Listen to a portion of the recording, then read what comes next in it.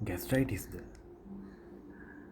Gastritis තියෙනවා නම් ගොඩ දෙනෙක් ආන ප්‍රධාන ප්‍රශ්නයක් තියෙනවා. අපි WhatsApp සමූහයේ මගෙන් ආපු ප්‍රධානතම ප්‍රශ්න වලින් එකක් තමයි ගැස්ට්‍රයිටිස් තියෙන පුද්ගලයාට මුදෝපු කිරි කන එක හොඳයිද කියන එක.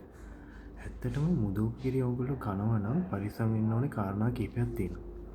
මුදෝපු කිරි ගන්නකොට අලුත්ම ෆ්‍රෙෂ් මුදෝපු කිරි ගන්න පුළුවන් නම් වඩා හොඳයි. මොකද මුදෝපු කිරි චුට්ටක් පරණ වෙන්න ගනිද්දි ඒකේ පොඩි ආම්ලිකතාවයක් ඇති වෙන්න ගන්නවා. මොකද පැසීමට ලක් වෙනවනේ. ඊට අමතරව සීනි මිශ්‍ර කරන ලද ඔය පැණිරහ වගේ තියෙන මුදෝපු කිරි ගන්නකොට පරිස්සම් වෙන්න ඕනේ. මොකද බඩේ ආම්ලිකතාවය වැඩි කිරීමක් කරන්න පුළුවන්. ඒ හින්දා හැමතිස්සෙම මුදෝපු කිරි ගන්නවා නම් ඔයගොල්ලෝ ෆ්‍රෙෂ් අලුත් නැවුම් මුදෝපු කිරි කන්න බලන්න. ඊට අමතරව තව වැදගත් දෙයක් තියෙනවා. මුදෝපු කිරි ගන්නවා නම් ඔයගොල්ලෝ රැයට කන්න යන්න එපා. මොකද රැයට කනිද්දි පිත්ත සෙම චුට්ටක් වැඩි වෙන්න ගන්නවා. සමහර අවස්ථාවල.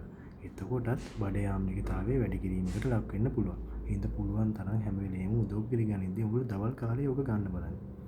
ඔයගොල්ලන්ට ගැස්ට්‍රයිටිස් තියෙනවා නම් මම පොඩි උපදේශයක් දෙන්නම්. මුදෝපු කිරි ගන්න පුළුවන් හොඳම ක්‍රමය. මොකද ඒකෙන් ඔයගොල්ලන්ගේ බඩ ආමාශය සිසිලන එකට ලක් කරනවා. මුදෝපු කිරි මෝරු විදිහට ගන්න බලන්න. ඒකට වතුර චුට්ටක් දාලා සූදුරු චුට්ටක් දාලා ඕක චුට්ටක් මික්ස් කරලා අරගෙන එතකොට හරි රහයි මෝරු විදිහට මුදෝපු කිරි අරගන්න බලන්න.